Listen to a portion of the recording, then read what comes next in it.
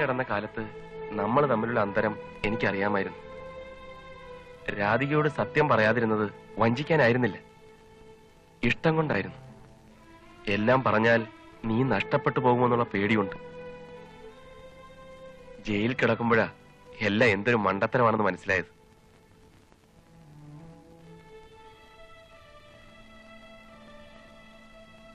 ജീവിതത്തിൽ ഇനി ഒരിക്കലും നിന്റെ മുമ്പിൽ വന്ന് പിടരുതെന്ന് ഞാൻ ആഗ്രഹിച്ചിരുന്നു. പക്ഷെ നേരിൽ കണ്ടപ്പോൾ എനിക്കെന്നെ നിയന്ത്രിക്കാനായില്ല. എന്നോട് ക്ഷമിക്കണം. ഒന്നും മനഃപൂർവ്വമായിരുന്നില്ല. ഇന്ന് തിയേറ്ററിൽ വെച്ചുള്ള കണ്ടുമുട്ടൽ പോലും മനഃപൂർവ്വമായിരുന്നില്ല. ഞാൻ അറിയാതെ എനിക്ക് ചുറ്റും എന്തൊക്കെയോ നടക്കുന്നുണ്ട്. ആശുപത്രിയിൽ കൊടുക്കാൻ 5000 രൂപയ്ക്ക് വേണ്ടിയാ ഞാൻ ഇറങ്ങിത്തിരിച്ചത്. ഇപ്പൊ ഞാൻ ജയിലിൽ ആടിയവനായി, കൊലപാതകയായി. എവിടെ പോയി ആരുടെ മുമ്പിൽ കീഴടങ്ങണമെന്ന് പോലും എനിക്കറിയില്ല. പോലീസിന്റെ കൈ കിട്ടി അവരെന്നെ കൊല്ലും. ഞാൻ ഒരിക്കലും കണ്ടിട്ടില്ലാത്ത വേറെ ചിലർ തോക്കുമായിട്ട് എന്റെ പുറകെ. ഞാൻ ഇനി ഒരിക്കലും രാധികയ്ക്ക് ഒരു ബുദ്ധിമുട്ടാവില്ല. തന്നെയുമല്ല, ആ MD-യും മറ്റും വന്ന് രാധികയെ കണ്ടാൽ അവരിവിടെയും വന്ന് കുഴപ്പമുണ്ടാക്കും. വണ്ടിക്കൂലിക്കുള്ള കാശെങ്കിലും ഉണ്ടായിരുന്നെങ്കിൽ. അല്ലേ വേണ്ട. Thanks a lot. തോമസ്,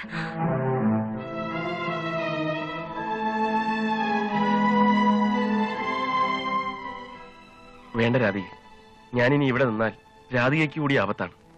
ഏതായാലും മദ്രാസിന് പറ്റിയതല്ല. തോമസിനും എനിക്കും എത്രയും വേഗം ഇവിടെ ഒന്ന് രക്ഷപ്പെടണം. എങ്ങനെയെങ്കിലും. നാട്ടിൽ പോയാൽ ഒരു സമാധാനം ഉണ്ടാവും. ജയിൽ അധികാരികളോട് സത്യം പറയണം. അധികമൊന്നും വൈകിട്ടില്ലല്ലോ. തോമസ്, ഇനി ഒന്നും ആലോചിക്കണ്ട, പോകാം.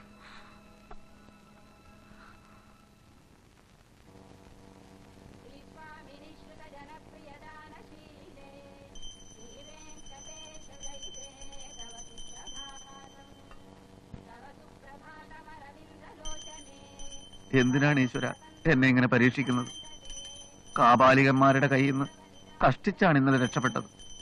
കൊള്ളയും കൊള്ളിവെപ്പും ഞാൻ എന്നെ നിർത്തിയില്ലേ ഈശ്വര? എന്റെ സമാധാന ജീവിതം തകർക്കല്ലേ. എന്തൊക്കെ പറഞ്ഞാലും എന്റെ പടം TV-യിൽ വരുത്തിയത് കുറച്ച് കടന്നു കൈയായിപ്പോയി. ഏതായാലും വന്നത് വന്നു. ഇനിയും എന്നെ സെൻട്രൽ ജയിലിലേക്ക് അയക്കല്ലേ മുറുഹ.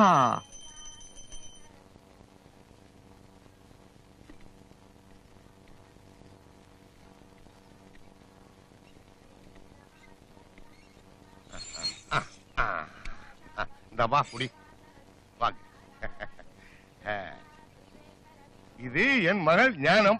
ஹலோ, நமஸ்காரம். ஞானம், இவர் யார் மாதிரி இருக்கு?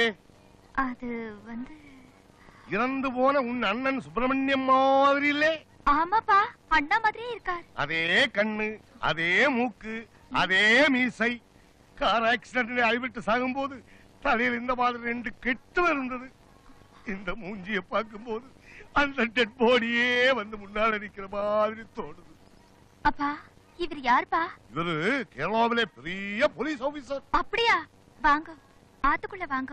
வாங்க. அப்பா, இவருக்கு தலையில என்னாச்சு? ஏதோ அயோக்கிய ராஸ்கல் அடிச்சு உதைச்சு இந்த கதிக்கு ஏலாக்கிட்டார். அச்சச்சோ. கோயிலிருந்து வரும்போது நடு ரோட்ல படுத்து நின்றார். அப்புறம் கருபா, என் கண்ணுல படாம இருந்தா இவருக்கும் நிச்சயமா உன் அண்ணன் கதியே வந்திருக்கும். பாவம். ஆமா, சம்பு எங்கே? பூஜை பண்ணிட்டு இருக்க. கூப்பிடுவனே. ஆரி சும்பு? சும்பு அல்லப்பா, சம்பு, என் மருமக புள்ள. என்ன என்ன பூஜை முடிச்சிட்டேளா? சித்த வரேளா? என்ன அப்பா கூட யார் வந்திருக்கான்னு பாருங்க. யாரு வந்திருக்கு? செத்து போன எங்க அண்ணா மாதிரியே ஒருத்தர். அப்படியா?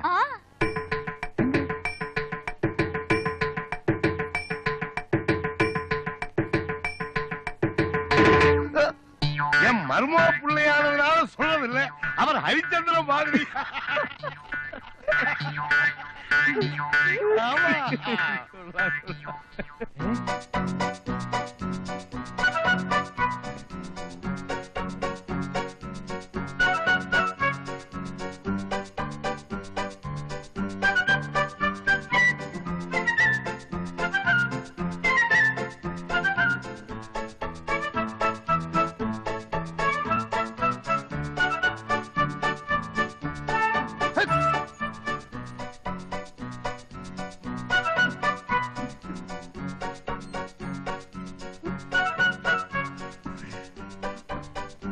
അണ്ണാ! എല്ലാം ഞാൻ വിശദമായിട്ട് പിന്നീട് പറയാം. തൽക്കാലം എന്നെ ഇവിടെ നാട്ടിക്കല്ലേ സാർ.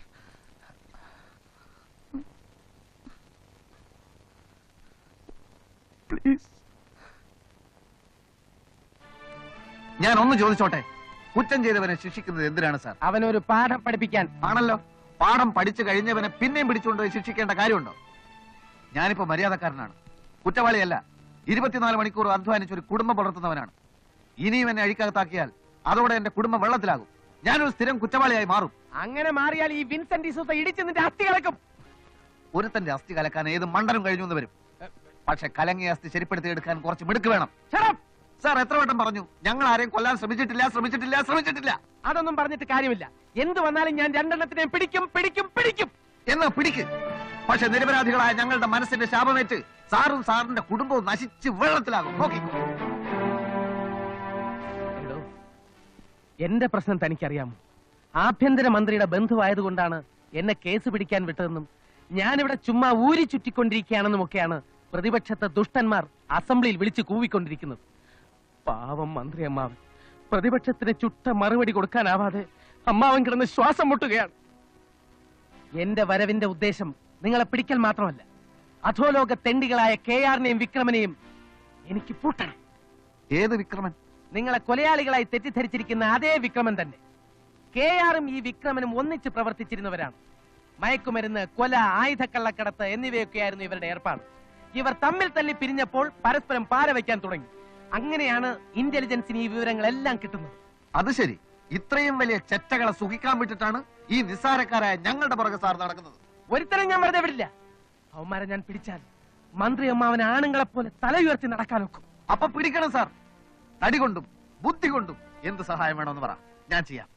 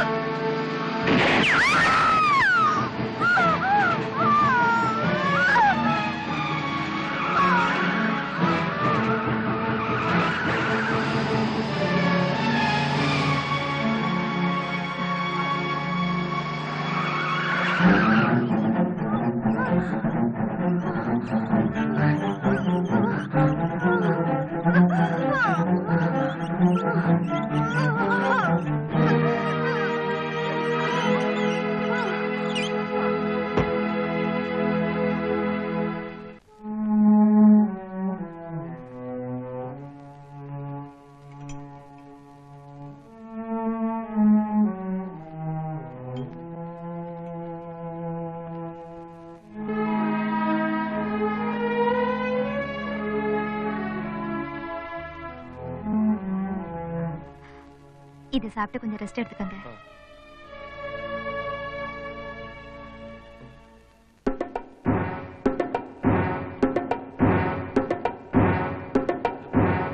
ஏய் நீ ഗുളിക വിഴുങ്ങിയാச்சு.